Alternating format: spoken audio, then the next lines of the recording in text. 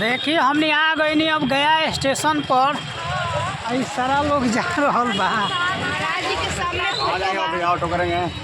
हाँ भाई ऑटो हुई। आ जाएंगे आप लोग। देखिए ऑटो वाला भी भाई आ गई हमने के रिसीव करे।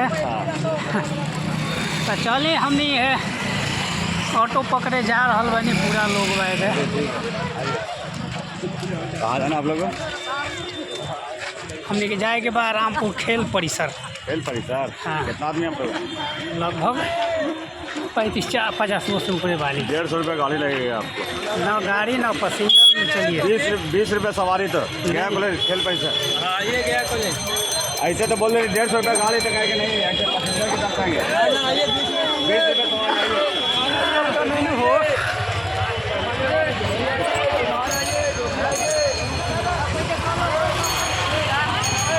सब लोग हाथ ऊपर करें।